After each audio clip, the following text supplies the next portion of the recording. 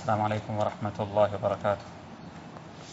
بسم الله الرحمن الرحيم. الحمد لله رب العالمين، والعاقبة للمتقين ولا عدوان إلا على الظالمين، والصلاة والسلام على رسول الله صلى الله عليه وسلم وعلى آله وأصحابه ومن اهتدى بهديه إلى يوم الدين. أما بعد. وعن عائشة رضي الله عنها قالت: كفن رسول الله صلى الله عليه وسلم في 3 أثواب بيض سحورية أو سحورية من كرسف ليس فيها قميص ولا عمامة. متفق عليه. கடைசி வகுப்பில் நாங்கள் ஜனாசா உண்ட கஃபன் குளிப்பாற்றல் சம்பந்தப்பட்ட விஷயமாக ஹஜ்ரத் ரசூலுல்லாஹி ஸல்லல்லாஹு அலைஹி வஸல்லம் அவர்கள் தனது மகள் ஸைனப் ரலியல்லாஹு அன்ஹா அவர்களுடைய வஃபாத்துடைய கட்டத்தில் எப்படி ஜனாசா உண்டு குளிப்பாட்டப்பட வேண்டும் என்பதாக நபி ஸல்லல்லாஹு அலைஹி வஸல்லம் அவர்கள் அத்தியா ரலியல்லாஹு அவர்களுக்கு கொடுத்த அந்த உபதேசங்கள் அந்த ஹதீஸை பேஸ் பண்ணி ஒரு ஜனாசாவுடைய குளிப்பாட்டு நேரத்தில் என்னென்ன விஷயங்களை கடைபிடிக்க வேண்டும் என்று சம்பந்தப்பட்ட விஷயங்களாக பார்த்தோம். இன்றைய வகுப்பில் இன்ஷா அல்லாஹ் அதுக்கு அடுத்ததாக ஜனாசாவை குளிப்பாட்டினதன் பின்னால் அடுத்த கடமையாக இருக்கக்கூடிய கஃபன் ஒன்று செய்கிறது எப்படி, ஒரு ஜனாசாவுக்கு எப்படி கஃபன் செய்யப்பட வேண்டும், இதில் ஹஜ்ரத் ரசூலுல்லாஹி ஸல்லல்லாஹு அலைஹி வஸல்லம் அவர்கள் எங்களுக்கு காட்டி தந்திருக்கக்கூடிய வழிமுறைகள் என்ன என்ற அந்த தலைப்பில் ஒரு சில விஷயங்களை இன்ஷா அல்லாஹ் இன்றைய வகுப்பில் பேசுவோம். அதில் முதலாவது நான் இப்போ வாசித்த இந்த ஹதீஸ், ஹஜ்ரத் ரசூலுல்லாஹி ஸல்லல்லாஹு அலைஹி வஸல்லம் அவர்கள் வஃபாத்தான நேரத்தில் நபி ஸல்லல்லாஹு அலைஹி வஸல்லம் அவர்களுடைய புனிதமான அந்த உடலை, அவருடைய ஜசதை எப்படி கஃபன் செய்யப்பட்டது என்பது தான் இதில் ஆக முக்கியம். என்றால் அதுதான் ஆக முக்கியம். ஹஜ்ரத் ரசூலுல்லாஹி ஸல்லல்லாஹு அலைஹி வஸல்லம் அவர்கள் மரணித்த பொழுது நபி ஸல்லல்லாஹு அலைஹி வஸல்லம் அவர்களுக்கு எப்படி கஃபன் செய்யப்பட்டுச்சு, அந்த கஃபனுக்கு எது பாவிக்கப்பட்டுச்சு, என்னென்ன விஷயங்களை கொண்டு நபி ஸல்லல்லாஹு அலைஹி வஸல்லம் அவர்களுக்கு கஃபன் செய்யப்பட்டது என்பது மிக முக்கியமான ஒரு விஷயம். இந்த ஹதீஸை ஹஜ்ரத் ஆயிஷா ரலியல்லாஹு அன்ஹா அவர்கள் சொல்லுகிறார்கள். என்றால் இந்த எல்லா விஷயங்களும் நடந்தது ஹஜ்ரத் ஆயிஷா ரலியல்லாஹு அவருடைய வீட்டுக்குள்ளால். அங்கதான் நபி ஸல்லல்லாஹு அலைஹி வஸல்லம் அவருடைய உடல் வைக்கப்பட்டிருந்ததும், அங்கதான் ஹஜ்ரத் ரசூலுல்லாஹி ஸல்லல்லாஹு அலைஹி வஸல்லம் அவருடைய உடல் அதாவது குளிப்பாட்டப்பட்டதும், அதே ஹுஜ்ரா ஷரீஃபுக்குள்ளால தான் எல்லாரும் போய் தனித்தனியாக ஹஜ்ரத் ரசூலுல்லாஹி ஸல்லல்லாஹு அலைஹி வஸல்லம் அவர்களுக்கு ஜனாசாவும் தொழுதது. அப்போ நபி ஸல்லல்லாஹு அலைஹி வஸல்லம் அவர்களை நான் ஆரம்பத்தில் ஞாபகப்படுத்தி அவருடைய குடும்பத்தை சேர்ந்த 6 பேர்கள் அவர்களுடைய ஜனாசாவை குளிப்பாட்டினாங்க. குளிப்பாட்டி முடிந்ததன் பின்னால் ஹஜ்ரத் ரசூலுல்லாஹி ஸல்லல்லாஹு அலைஹி வஸல்லம் அவர்களுக்கு கஃபன் செய்யப்பட்டது. எப்படி கஃபன் செய்யப்பட்டது என்றத அது ஆயிஷா ரலியல்லாஹு அன்ஹா அவர்கள் சொல்கிறார்கள். குஃபின ரசூலுல்லாஹி ஸல்லல்லாஹு அலைஹி வஸல்லம், நபி ஸல்லல்லாஹு அலைஹி வஸல்லம் அவர்களுக்கு கஃபன் அணிவிக்கப்பட்டது. ஃபீ 3 அஸ்வாபின் பீதின் சுஹூலியத்தின் அவு சஹூலியத்தின் மின் குர்சுஃபின். நபி ஸல்லல்லாஹு அலைஹி வஸல்லம் அவர்களுக்கு செய்யப்பட்ட கஃபன்ல 3 பிடவைகள் பாவிக்கப்பட்டுச்சு. எத்தனை படவை? 3 பிடவைகள். அந்த 3 பிடவைகளும் எப்படி இருந்துச்சுன்னு சொன்னா பீதின் வெள்ளை நிறத்திலான 3 பிடவைகள். சுஹூலியா அவு சஹூலியா, இது யமன் நாட்டில் சஹூல் என்ற பிரதேசத்தில் தயாரிக்கப்பட்ட வெள்ளை நிற 3 பிடவைகள். நான் முன்னாலேயும் சொன்னேன், ஹஜ்ரத் ரசூலுல்லாஹி ஸல்லல்லாஹு அலைஹி வஸல்லம் அவர்கள் வஃபாத்தான பொழுது நபி ஸல்லல்லாஹு அலைஹி வஸல்லம் ஜனாசா கவ பண்ணப்பட்டுச்சு. எதால? ஒரு பிடவையால. அந்த பிடவை செய்யப்பட்டதும் யமன் நாட்டை சேர்ந்தது. அது சுஜ்ஜிய புபுர்தி ஹிபரா, யமன்ல ஹிபரா என்ற ஒரு சிட்டியில தயாரிக்கப்பட்ட ஒரு காட்டன் புடவையால தான் ஹஜ்ரத் ரசூலுல்லாஹி ஸல்லல்லாஹு அலைஹி வஸல்லம் ஜனாசா கவ பண்ணப்பட்டுச்சு. இது நபி ஸல்லல்லாஹு அலைஹி வஸல்லம் கஃபனுக்கு பாவிக்கப்பட்டதும் யமன் நாட்டில் சஹூல் என்ற பிரதேசத்தில் தயாரிக்கப்பட்ட வெள்ளை நிற 3 பிடவைகள் ஹஜ்ரத் ரசூலுல்லாஹி ஸல்லல்லாஹு அலைஹி வஸல்லம் ஜனாசாவுக்கு கஃபனுக்காக வேண்டி பாவிக்கப்பட்டுச்சு.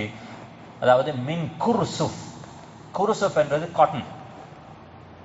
3 காட்டன் பிடவைகள் தான் ஹஜ்ரத் ரசூலுல்லாஹி ஸல்லல்லாஹு அலைஹி வஸல்லம் ஜனாசாவுக்கு பாவிக்கப்பட்ட கஃபன். அன்பான சகோதரர்களை, யாரு?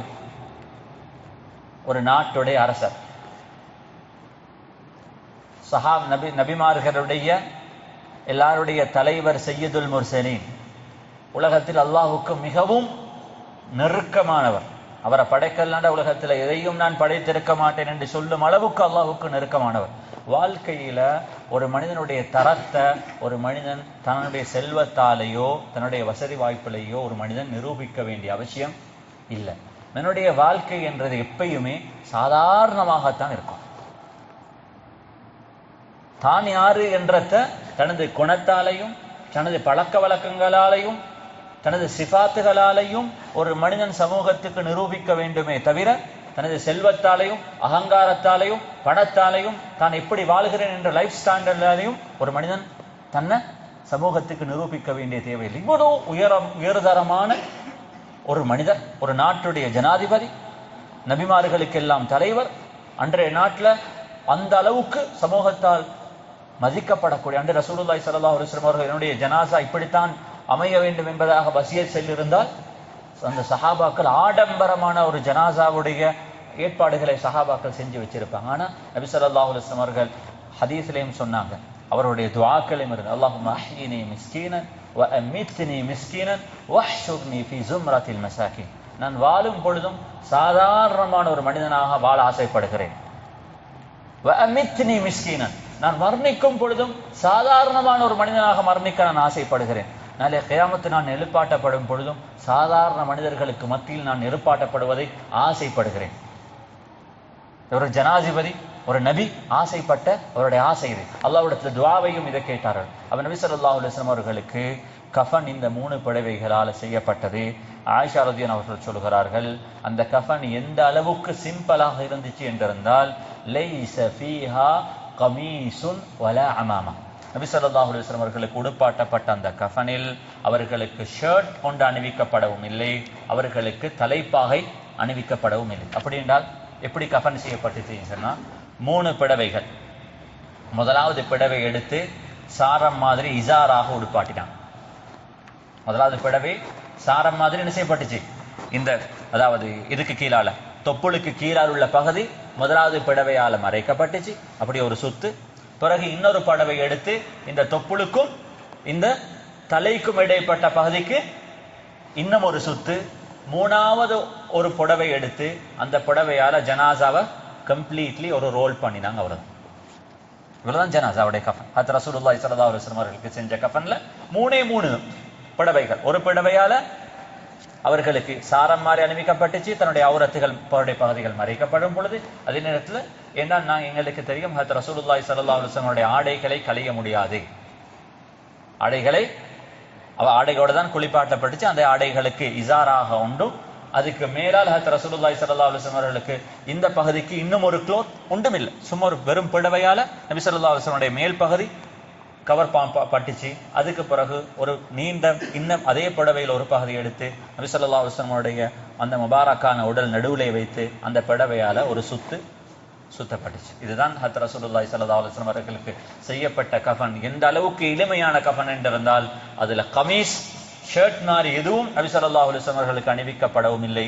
அதிலே நபி ஸல்லல்லாஹு அலைஹி வஸல்லம் அவர்களுக்கு தலைப்பாகையும் அணிவிக்கப்படலை. என்ற தலையும் பரிபூர்ணமாக மேலால போட்ட அந்த புடவையால கவ பண்ணப்பட்டுச்சு என்பதாக அது ஆயிஷா ரலியல்லாஹு அன்ஹா அவர்கள் சொல்கிறார்கள். அன்பான சகோதரர்களே, இது கஃனுடைய குறைந்த அளவு, தன்னுடைய அவுரத்துகளை மறைக்கும் அளவுக்கான சாதாரணமான ஒரு கஃன். ஹத் ரசூலுல்லாஹி ஸல்லல்லாஹு அலைஹி வஸல்லம் அவர்கள் தன்னுடைய ஆயுள் நாளிலேயே சஹாபாக்களுடைய பல ஜனாசாக்களை அவர்கள் தொழுவித்திருக்கிறார்கள், அவர்களை குளிப்பாட்டிருக்கிறார்கள், அவர்களுடைய கஃனிலே நபி ஸல்லல்லாஹு அலைஹி வஸல்லம் அவர்கள் கலந்து கொண்டிருக்கிறார்கள். சஹாபாக்களுக்கு நேரடியாக இது சம்பந்தப்பட்ட அழகான வழிகாட்டல்களை சொல்லியிருக்கிறார்கள். இல்பிசு சியாபல் பீதி ஃபஇன்னஹா அத்யபு அத்ஹர். நீங்கள் அணியும் பொழுது நீங்கள் வெள்ளை நிற ஆடைகளை அணிந்து கொள்ளுங்கள். ஃபஇன்னஹா அத்யபு அத்ஹர். அது ஒரு மனிதன் கிளீனாக நீட்டாக இருக்கிறதுக்கு அது அவருக்கு உதவியாக இருக்கும். ஏன்னா அதாவது மிச்சமும் டார்க்கான நிறத்தில் ஆடைகள் அணியும் பொழுது அந்த ஆடைகள் இருக்கக்கூடிய அழுக்குகள் விளங்காததுனால மனிதன் சில பொழுது அழுக்கோடு இருக்கலாம். ஒரு மனிதன் வெள்ளை நிற ஆடைகள் அணியும் பொழுது அந்த மனிதன் நீட்டாக கிளீனாக இருக்கிறதுக்கு அது உதவியாக இருக்கும். எனவே நீங்கள் உயிரோடன் இருக்கும் பொழுதும் முடியுமாக இருந்தால் வெள்ளை நிற ஆடைகளை அணிந்து கொள்ளுங்கள் என்பதாக ரசூலுல்லாஹி ஸல்லல்லாஹு அலைஹி வஸல்லம் சொல்லிவிட்டு சொன்னார்கள். வகஃபினு ஃபீஹா மௌதாக்கும். அதே வெள்ளை நிற ஆடையாலேயே உங்களுடைய ஜனாசாக்களுக்கு நீங்கள் கஃனும் செய்து கொள்ளுங்கள். இது ஒரு சுன்னத். ஜனாசாவுக்கு நாங்கள் கஃன் செய்யும் பொழுது அந்த கஃனை எதுல செய்யறது? வெள்ளை நிற ஆடையில செய்யறது. அன்பான சகோதரர்களே, அப்ப ஜனாசாவுல இது அடுத்த வார ஹதீஸை நாங்க பார்த்தா விளங்கும். ஆனால் ஜனாசாவில் ஹத் ரசூலுல்லாஹி ஸல்லல்லாஹு அலைஹி வஸல்லம் அவர்கள் கஃனில் பலவிதமான நிலைமைகள் ரசூலுல்லாஹி ஸல்லல்லாஹு அலைஹி வஸல்லம் அவர்கள் சந்திச்சிருக்கிறார்கள். அதாவது ஹிஜ்ரத்துடைய ஆரம்ப கால பகுதியில் சஹாபாக்கள் எல்லாரும் வெறும் கையுடன் தான் இங்கிருந்து வந்தாங்க. மக்காவிலிருந்து மதீனாவுக்கு வந்தாங்க. இந்த ஹிஜ்ரத்தை நாங்கள் அதாவது பேசப்படக்கூடிய இந்த முஹர்ரமுடைய மாதம் நபி ஸல்லல்லாஹு அலைஹி வஸல்லம் அவர்கள் மக்காவிலிருந்து மதீனாவுக்கு வந்தது வெறும் கையுடன். அப்போ இந்த வெறும் கையுடன் வந்த சஹாபாக்களுக்கு ஆரம்ப சில வருஷங்கள்ல தொடர்ச்சியான எக்கனாமிக்கல் கண்டிஷன்ஸ்ல சஹாபாக்கள் சரியான வீக்காக இருந்தாங்க. வருமானம் பற்றாக்குறைவு, ஏண்டா சம்பாதிச்ச முழு சொத்தையும் மக்காவில் விட்டுட்டு தான் வந்திருந்தாங்க. அந்த நேரத்துல நபி ஸல்லல்லாஹு அலைஹி வஸல்லம் அவர்களுக்கு ஹிஜ்ரி 3ல உஹதுடைய யுத்தம் நடந்துச்சு. இந்த உஹதுடைய யுத்தத்தில் எதிர்பார்க்காத சில நிகழ்வுகள் நடந்ததுனால கிட்டத்தட்ட 70 சஹாபாக்களை ரசூலுல்லாஹி ஸல்லல்லாஹு அலைஹி வஸல்லம் அவர்கள் அதாவது இழக்க வேண்டிய ஒரு நிலைமை ஏற்பட்டது. அந்த இழப்புல நபி ஸல்லல்லாஹு அலைஹி வஸல்லம் அவர்கள் இழந்த சில முக்கியமான சஹாபாக்கள் உண்டு. ஹம்ஸா பின் இப்னு அப்துல் முத்தலிப், நபி ஸல்லல்லாஹு அலைஹி வஸல்லம் உடைய சாச்சா, பாப்பாவுடைய கடைசி தம்பி. அதே நேரத்தில் முஸ்அப் இப்னு உமைர் இந்த சமூகத்தின் முதலாவது எம்பசிடராக மக்காவிலிருந்து மதீனாவுக்கு அனுப்பப்பட்ட சஹாபி, மக்காவுல கோடீஸ்வரராக வாழ்ந்தவர். மக்காவுல கோடீஸ்வரராக வாழ்ந்த எந்த அளவுக்கு என்று இருந்தால் முஸ்அப் இப்னு உமைருடைய யூஸ் பண்ற பெர்ஃப்யூம் தான் மக்காவுல ஆக எக்ஸ்பென்சிவான பெர்ஃப்யூமாக இருக்கும். அன்ற காலத்திலேயே உடுத்தா முஸ்அப் இப்னு உமைர மாதிரி உடுக்கணும், அதாவது வாழ்ந்தா அவரை மாதிரி வாழணும் என்று மக்காவுல பேசப்படக்கூடிய அளவுக்கு செல்வ செழிப்புடன் வாழ்ந்த இந்த சஹாபி எல்லாம் கொலை செய்யப்பட்ட யுத்தம் தான் இது உஹதுடைய நேரம். இந்த உஹதுடைய நேரத்துல ரசூலுல்லாஹி ஸல்லல்லாஹு அலைஹி வஸல்லம் அவர்கள் அந்த நேரத்துல சஹாபாக்களுடைய அதாவது வருமானங்கள் சரியாக பெரிய அளவில் இருக்கல்ல. அவர்கள் ஷஹீதாக்கப்பட்டிருந்த பொழுது அவருடைய உடம்புகளை கஃன் செய்வதற்கும் மதீனாவுல போதுமான அளவு ஆடை இருக்கல்ல. ஏண்டா அந்த நேரத்துல ஹதீஸ்ல வந்திருக்குது, நபி ஸல்லல்லாஹு அலைஹி வஸல்லம் அவர்கள் ஒரு நாள் மஸ்ஜிதில் இருக்கிறாங்க. சில சஹாபாக்கள் சில மதீனாவுக்கு தூரத்தில் இருக்கக்கூடிய சில கிராமத்திலிருந்து மதீனாவுக்கு வந்திருந்தாங்க. அவர்களுக்கு தன்னுடைய ஔரத்துகளை முறையாக மறைக்கிறதுக்கு கூட அவர்களுக்கு என்ன இருக்கல ஆடை இருக்கிற. உயிரோடு இருக்கிறவர்களுக்கு இந்த நிலைமை என்றிருந்தால் மௌத்தானவர்களுக்கு அந்த அளவுக்கு முக்கியத்துவம் கொடுக்கிற அளவுக்கு இருந்திருக்க மாட்டாது. நபி ஸல்லல்லாஹு அலைஹி வஸல்லம் மிம்பருக்கு மேல் ஏறி சொன்னாங்க என்னதானா, அதாவது இத்தகுன் நார் வலவு பிஷிக்கி தம்ரா. சஹாபாக்களும் கஷ்டத்துல சொன்னாங்க, உங்களுக்கு இந்த கஷ்டத்துல வந்துடக்கூடிய இந்த சஹாபாக்களுக்கு கொடுக்கறதுக்கு ஒன்றும் இல்லையா, பரவாயில்ல, உங்களோட வீட்டுல இருக்கிறத ஒரே ஒரு ஈச்சப்பழம் தானா, அந்த ஈச்சப்பழத்தை 2ஆக பிரிச்சு ஒரு துண்டை கொண்டு வாங்க, அதனாலேயாலும் உங்களுக்கு நரகத்தை விட்டு உங்களை பாதுகாத்துக் கொள்ளலாம். ஏன்னா அங்க இருக்கிறவங்களும் கஷ்டத்துல அங்க இருந்தாங்க. அப்ப அந்த நேரத்துல ரசூலுல்லாஹி ஸல்லல்லாஹு அலைஹி வஸல்லம் இந்த சஹாபாக்களுடைய ஜனாசாவை எப்படி அடக்கம் செஞ்சாங்கன்னா, இருக்கிறதால தலையிலிருந்து இது வரும் வரங்காட்டியும் இடுப்பு வரும் வரங்காட்டியும் அதனை கவ பண்ணிட்டு அதுக்கு பனியுள்ள பகுதிகளை ஓலையால இலைகொலையால நபி ஸல்லல்லாஹு அலைஹி வஸல்லம் அவர்கள் கவ பண்ணி அந்த ஜனாசாக்கள் அடக்கி அந்த கஃன்களையும் வரலாறு எங்களுக்கு சொல்கிறது. அப்ப ரசூலுல்லாஹி ஸல்லல்லாஹு அலைஹி வஸல்லம் உடைய ஆரம்ப இந்த கஃன்ல இந்த 3 பகுதிகள் மட்டும்தான் இருந்துச்சு. இதுக்கு அடுத்த பகுதியில ரசூலுல்லாஹி ஸல்லல்லாஹு அலைஹி வஸல்லம் கஃனுடன் சம்பந்தப்பட்ட அடுத்த ஹதீஸ், வஇப்னு உமர் ரலியல்லாஹு அன்ஹுமா قال لما توفي عبد الله بن أبي جاء ابنه إلى رسول الله صلى الله عليه وسلم فقال أعطني قميصك أكفنه فيه فأعطاه إياه متفق عليه. இப்னு உமர் ரலியல்லாஹு அவர்கள் சொல்கிறார்கள், இந்த ஹதீஸ்ல சொல்லுகிறது, ரசூலுல்லாஹி ஸல்லல்லாஹு அலைஹி வஸல்லம் ஜனாசாவுக்கு கமீஸ், நாங்களும் ஜனாசாக்களுக்கு கமீஸ் உடுப்பாட்டுவோம், ஷர்ட் மாதிரி உடுப்பாட்டுவோம். ஆனால் ரசூலுல்லாஹி ஸல்லல்லாஹு அலைஹி வஸல்லம் அவர்களுடைய ஜனாசா இந்த அளவுக்கு எளிமையாக இருந்த போதும் ரசூலுல்லாஹி ஸல்லல்லாஹு அலைஹி வஸல்லம் அவருடைய ஆயுள் காலத்துல சில சஹாபாக்களுக்கு கஃன் செய்யும் பொழுது கமீஸ் என்ன செஞ்சிருக்கிறாங்க, அணிவிச்சிருக்கிறாங்க. எனவே கமீஸ் அணிவிக்கிறது ஷரியத்துல ஆகும், எந்த பிரச்சனையும் இல்லை. ஆனால் நபி ஸல்லல்லாஹு அலைஹி வஸல்லம் அவர்கள் எல்லா விஷயத்திலையும் லேசானத்தை தான் செலக்ட் பண்ணாங்க. தன்னுடைய மையத்தும் தன்னுடைய வஃபாத்தும் இந்த சமூகத்துக்கு லேசத்தான் சொல்லி கொடுத்துச்சு. அதுலயும் கஷ்டமானத்தை செய்யல, அது அப்படி இருக்கணும் இப்படி இருக்கணும் என்று சொல்லி இருந்தால் இந்த சமூகத்துல ஏழைகளுக்கு சில கட்டங்கள்ல கஃன் செய்யறதுக்கும் கடன் பட வேண்டிய நிலைமை ஏற்படும். அதனால அந்த கஃனையும் இந்த சமூகத்துக்கு இலகுவாக ஆக்கிட்டு தான் போனாங்க. ஆயிஷா ரலியல்லாஹு அவர்கள் சொன்னார்கள், நபி ஸல்லல்லாஹு அலைஹி வஸல்லம் வாழ்க்கையில நான் பார்த்திருக்கிறேன், மா ஹுய்யிர பைன ஷைஇன் இல்லா இக்தார ஐஸரஹுமா. அல்லாஹ் ஏதாலும் ஒரு விஷயத்துல ரசூலுல்லாஹி ஸல்லல்லாஹு அலைஹி வஸல்லம் அவர்களுக்கு இப்படி செய்யலாம் என்பதாக 2 தெரிவுகளை கொடுத்தால் அந்த 2 தெரிவுகள்ல நபி ஸல்லல்லாஹு அலைஹி வஸல்லம் அவர்கள் தெரிவு செய்கிறது அந்த ரெண்டுலையும் எது லேசாக இருக்குமோ அதைத்தான் தெரிவு செய்வாங்க. கஷ்டமானதை தெரிவு செய்ய மாட்டாங்க. ஏண்டா கஷ்டமானதை தெரிவு செஞ்சா என்னையும் உங்களையும் கஷ்டத்துல போட வேண்டிய நிலைமை ஏற்படுமோ என்ற பயத்துல ரசூலுல்லாஹி ஸல்லல்லாஹு அலைஹி வஸல்லம் ஈஸியான ஆப்ஷனை தான் செலக்ட் பண்ண. அந்த அளவுக்கு இறக்கமானவங்க.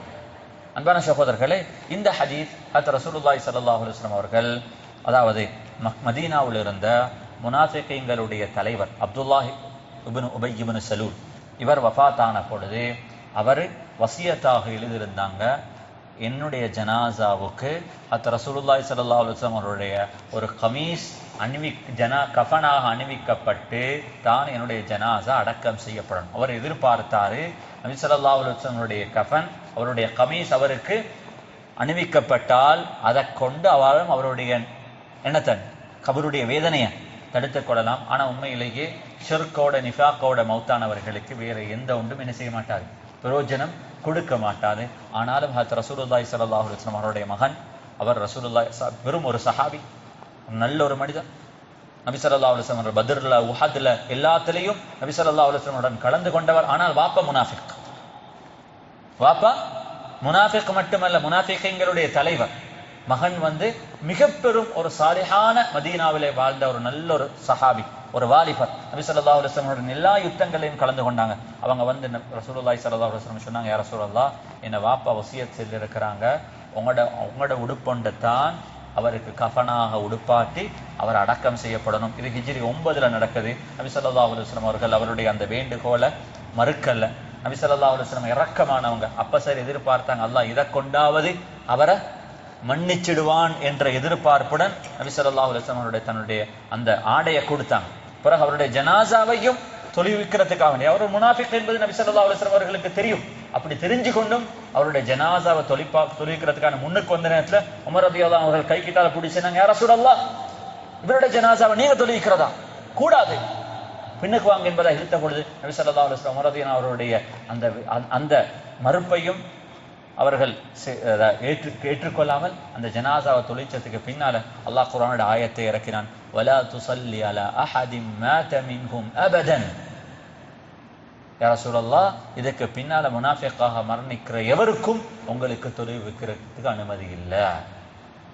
நீங்க அவர்களுக்கு 70 தடவைகள் இஸ்திக்ஃபார் செய்தாலும் உங்களுடைய இஸ்திக்ஃபாரை நாங்க முனாஃபிக்களுடைய விஷயத்துல ஏற்றுக்கொள்ள மாட்டோம் என்பதாக ஆயத்து இறங்கினதன் பின்னால தான் ரசூலுல்லாஹி ஸல்லல்லாஹு அலைஹி வஸல்லம் அவர்கள் முனாஃபிகீன்களை தொழுவிப்பதை தவிர்த்து கொண்டாங்க. அது வரும் வரைக்கும் இதை கொண்டாவது அவருக்கு மன்னிப்பு கிடைக்கும் என்ற எதிர்பார்ப்பு ரசூலுல்லாஹி ஸல்லல்லாஹு அலைஹி வஸல்லம் அவர்களுக்கு இருந்தது. எனவே இந்த ஹதீஸ் எங்களுக்கு என்ன சொல்லுது என்றிருந்தால், அது ரசூலுல்லாஹி ஸல்லல்லாஹு அலைஹி வஸல்லம் அவர்களுடைய ஜனாசாவை அவர்கள் சாதாரணமாக கஃபனாக்கி கொண்டாங்க. ஆனால் சஹாபாக்களுடைய ஜனாசாக்கள் செஞ்சிருக்கிறாங்க. நபி ஸல்லல்லாஹு அலைஹி வஸல்லம் அவர்கள் கமீஸ்களை அணிவிச்சிருக்கிறாங்க. அப்ப எங்களோட ஜனாசாக்களுக்கும் எங்களுக்கும் இந்த பொதுவாக இங்க நடக்கக்கூடிய இந்த கஃபன்களையும் நாங்கள் இந்த 3 விஷயங்களை தான் செய்வோம். அதாவது ஜனாசாவுக்கு ஒரு சாரம் உடுப்பாட்டும், ஜனாசாவுக்கு ஒரு கமீஸ் உறுப்பு உடுப்பாட்டும், அதுக்கு பின்னால ஜனாசாவுக்கு 3 சுத்துகள், அதாவது 3 சுத்துகள் ஒற்றைப்படையாக செய்வது சுன்னத்தாக இருக்குது. நாங்கள் ஒரு நீளமான ஒரு புடவையில நடுவில் ஒரு புடவை என்ன செஞ்சிருப்போம், தைச்சிருப்போம். ஜனாசாவை அதுக்கு மேலே வச்சு முதலாவது என்ன செய்வோம், அந்த புடவையால ஜனாசாவை கவர் பண்ணிட்டு,